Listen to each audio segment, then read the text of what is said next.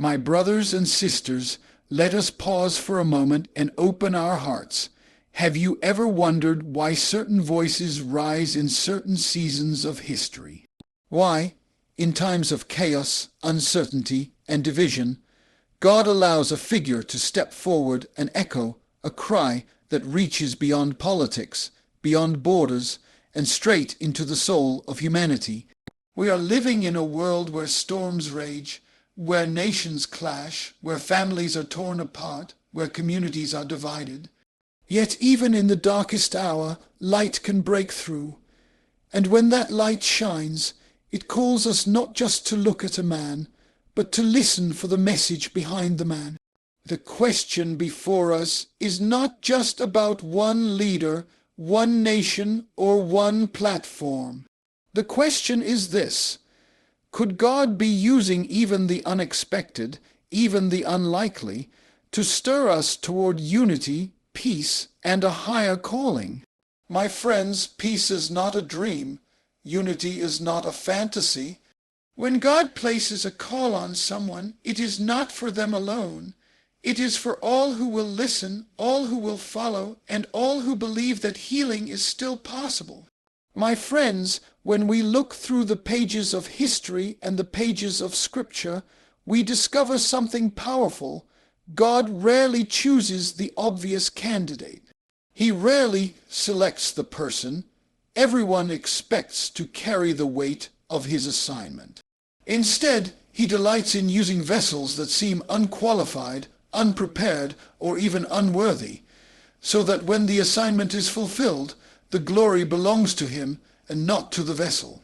That is why, time and time again, he takes the shepherd boy and makes him a king, the stuttering man and makes him a deliverer, the young dreamer and makes him a ruler over nations.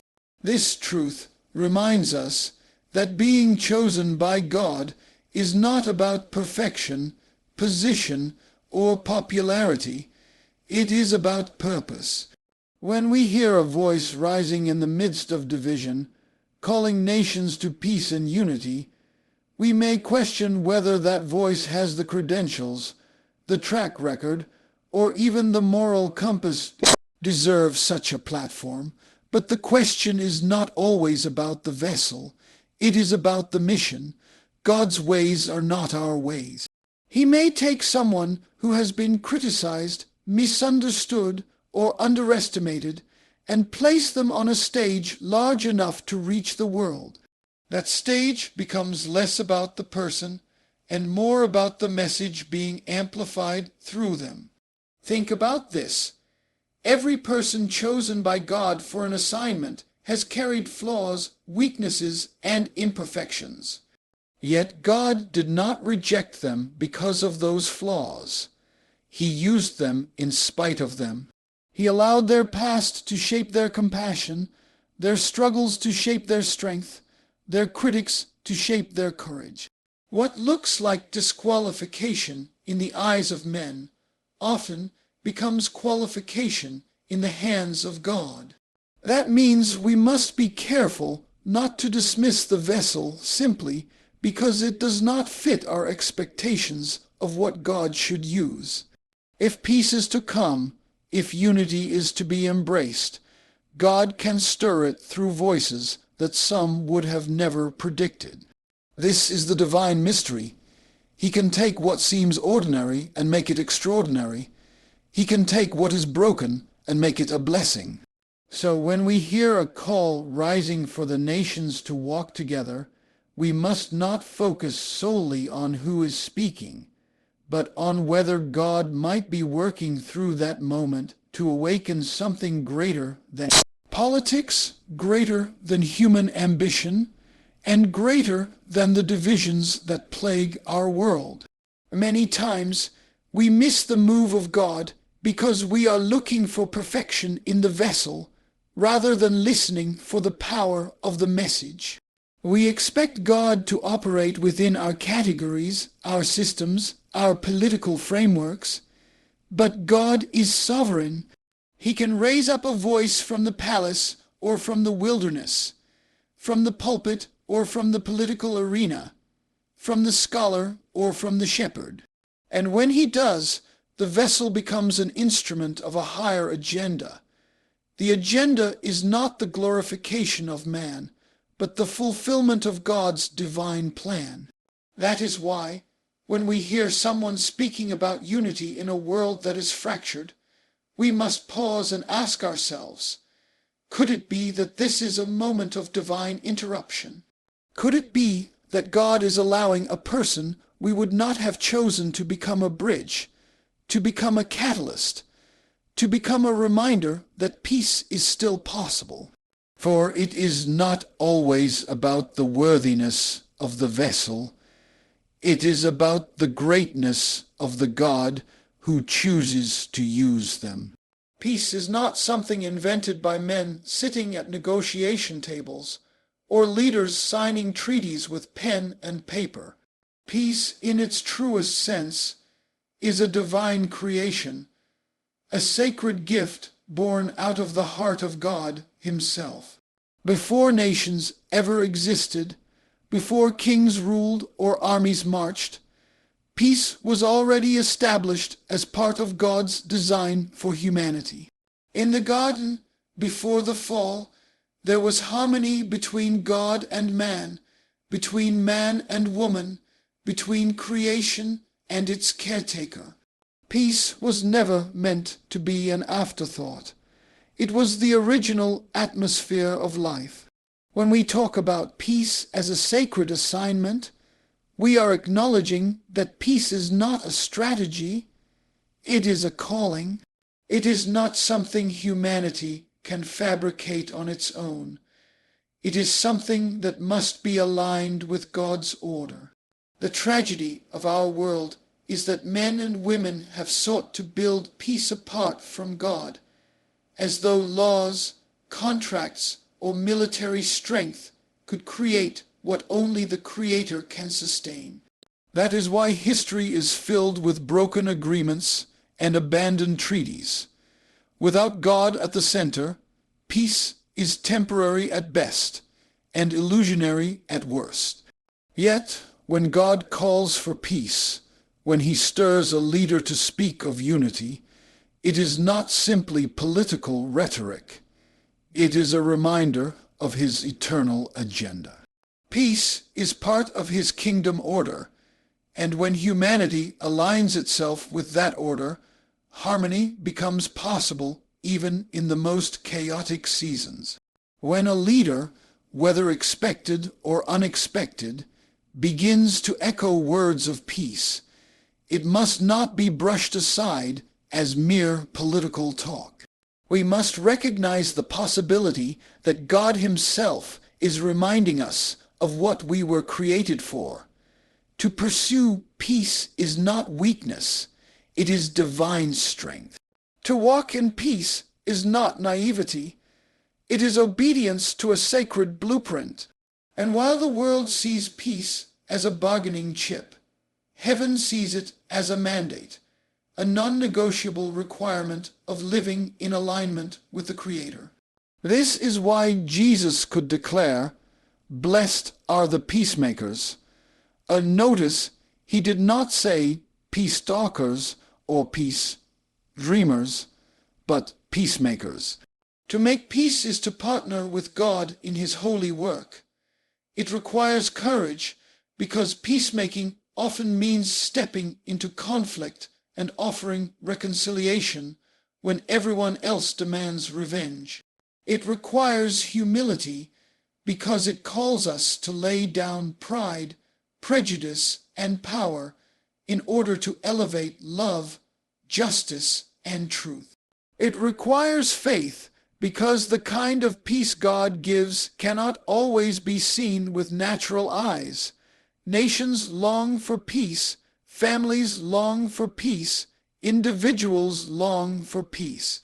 Yet the fulfillment of that longing cannot come from human effort alone.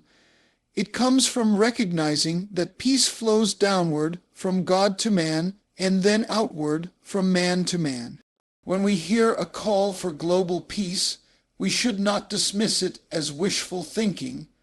We should see it as a divine reminder that God has not abandoned his plan for humanity. He is still calling us back to his design, where peace is not only possible, but promised when we align with his will. To carry peace as an assignment means to see it as more than a dream or a hope. It means to recognize it as a responsibility, a sacred task given by heaven to those willing to act as instruments in the hands of God. Peace is not a luxury for the privileged. It is the destiny of the faithful. And whenever that call rises, whether from the pulpit or from political platforms, it is a sign that heaven's agenda is breaking into the affairs of men, reminding us that what God has designed cannot be erased by the chaos of this world. Unity has always been the heartbeat of God, because unity reflects his nature. From the beginning, when the Father, Son, and Holy Spirit worked in perfect harmony, creation was born out of divine unity. That same unity is what humanity was designed to live in. Yet division has become the constant drumbeat of the world, nations against nations, families against families, neighbors against neighbors, and even hearts divided against themselves. The call for unity, therefore, is not a political strategy or a social movement. It is a spiritual mandate. It rises above the categories we have built, above the ideologies we defend, above the borders we draw. True unity does not come from systems. It comes from surrendering to a higher authority, the God who created us all. Politics thrives on division. Parties define themselves by separating from the other. Leaders gain power by emphasizing differences, and nations assert strength by marking boundaries. But unity does not ask us to erase who we are. It calls us to honor who we are while recognizing that we belong to something greater than our individual tribes. Unity asks us to step outside of the narrow walls of ideology and see the larger vision of humanity as one family under God. It is not about uniformity, where everyone looks the same, thinks the same, or acts the same. It is about harmony, where different voices, different cultures, and different perspectives can come together to create a stronger whole. When a leader calls for unity, the world often dismisses it as rhetoric. But when heaven calls for unity, it carries eternal weight. God is not asking us to agree on every detail of policy or preference. He is asking us to agree on this, that peace and reconciliation are more powerful than division and destruction. Unity does not require sameness. It requires sacrifice. It requires us to put down our weapons of pride, prejudice, and fear and pick up the tools of compassion, understanding, and forgiveness. We must understand that division is the enemy's oldest trick. From the moment Adam and Eve were separated from God, the fracture began. Division weakens nations, destroys families, and paralyzes communities. Unity, however, releases strength. A divided house cannot stand, but a united people can move mountains. This is why God continually calls his people back to oneness, because he knows that only in unity can his purposes be fulfilled on earth. Consider how powerful it is when people of different backgrounds, different nations, and different walks of life come together for a shared vision. It sends a message louder than war drums, stronger than political speeches, and brighter than cultural divides. It declares that humanity has not been abandoned to its chaos, but has been invited into God's higher order. And when unity begins to manifest, healing follows. Broken relationships are restored, communities are rebuilt, and nations begin to glimpse a peace that does not come from human agreements, but from divine alignment. The call for unity is a call to rise above what divides us. It challenges us to stop seeing each other as enemies and start recognizing each other as reflections of the same Creator. It demands that we value life over labels, destiny over divisions, and God's will over personal agendas. And while the world may continue to divide itself into camps and categories, the Spirit of God continues to call us to something greater, a unity that transcends politics, nations, and ideologies, and points us back to the eternal truth that we are one people under one God.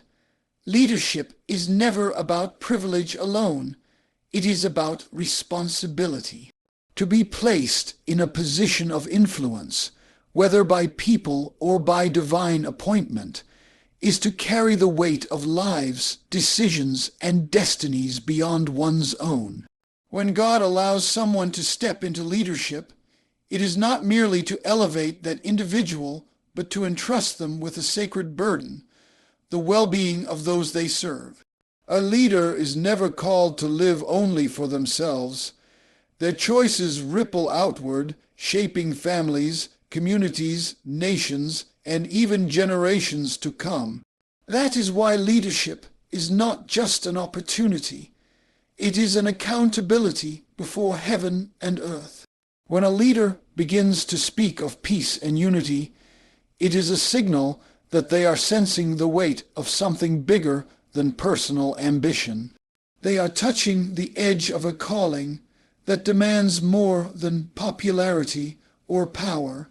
True leadership requires courage to rise above personal interests and to shoulder the needs of those who cannot speak for themselves. It requires humility to recognize that authority is not self-made but God-given, and therefore it must be exercised with reverence and responsibility. The responsibility of leadership extends beyond making laws or delivering speeches. It extends into the unseen realm of influence, where words shape culture and actions set precedents. Leaders are not only judged by what they say, but by what they allow, by what they cultivate, and by what they refuse to compromise on. To lead is to stand as a bridge between what is and what could be, to stand as a protector of peace when the world clamors for war, and to stand as a voice of unity when division shouts the loudest. Every leader chosen in a season is chosen for a reason. Some are raised up to guide through prosperity, others to hold steady in adversity, and still others to ignite vision in times of despair. But each leader carries a responsibility greater than their own comfort. They carry the responsibility of influence. A single decision can preserve peace or provoke conflict. A single statement can inspire hope or incite chaos. That is why leadership is such a sacred trust. It is never simply about what a leader wants for themselves, but about what they are willing to sacrifice for the greater good. History is filled with examples of leaders who recognized this sacred responsibility. They understood that their power was not meant for self-indulgence, but for service. And it is also filled with examples of leaders who abused their authority, forgetting that to lead is to answer to God for how they stewarded their season. That is why Scripture continually reminds us that leadership is ministry, it is service, it is stewardship, it is sacrifice. To neglect that responsibility is to fail not only the people, but the one who allowed the leader to rise in the first place. When we see a leader embrace the language of peace, we should not underestimate the weight of that responsibility. For to advocate peace in a divided world is to risk misunderstanding, criticism, and resistance. Yet that is the very essence of true leadership, the willingness to stand firm even when it costs something, the willingness to place the needs of the many above the comfort of the few, the willingness to act as a servant of God's higher purpose rather than a slave to personal gain. Leadership at its core is not about climbing to the top. It is about carrying the cross of responsibility for the sake of those who follow. Faith has always been the fuel that drives great movements, the unseen power that transforms words into action and dreams into reality. Peace on a global scale cannot come through one leader, one platform, or one nation alone. It requires something deeper, something that transcends human effort. It requires the power of people's faith, faith that God has not abandoned the world, faith that reconciliation is possible, and faith that even the most divided nations can be brought together under the banner of divine purpose. Without faith, unity becomes wishful thinking. With faith, unity becomes a possibility that grows stronger with every heart that chooses to believe. Faith is contagious. When one person dares to believe, it inspires others to lift their eyes above fear and doubt. A leader's voice may ignite the vision, but it is the collective response of the people that carries it forward. Faith is what transforms a speech into a movement, a call into a cause, a vision into a reality. It is not enough for one man to speak of peace. The people must take that word, hold it in their hearts, and put it into practice. Faith moves mountains, but it is not the faith of one. It is the faith of many that shifts the course of history. Throughout time, God has used ordinary men and women, filled not with political power, but with unwavering faith, to spark extraordinary change. Faithful people are the backbone of peace. They are the ones who pray when others protest, who build bridges when others build walls, who refuse to surrender to despair even when the world seems engulfed in chaos. Their faith becomes the soil in which unity can take root and grow strong. Without that soil, the seeds of peace cannot flourish. The collective faith of people also reminds us that responsibility is shared. We cannot wait for leaders to do all the work. We cannot fold our arms and assume peace will trickle down from political agreements. No, peace begins in the hearts of the faithful who choose to live differently, to speak differently, to treat others differently. It is in the faithful neighbor who chooses forgiveness over bitterness. It is in the faithful family who prays for reconciliation instead of revenge. It is in the faithful community who commits to stand together rather than fall apart. Faith in action is what transforms global visions into local realities. When faith takes hold of a people, it spreads like fire. It ignites hope where there was despair. It stirs courage where there was fear. It builds bridges where there were walls. And when enough hearts are set ablaze with faith, no weapon of division, no storm of hatred, and no wall of prejudice can stand against it. That is why the people's faith is essential to global peace. It is the unseen force that unites what human hands could never hold together. Faith also reminds us that peace is not a human invention.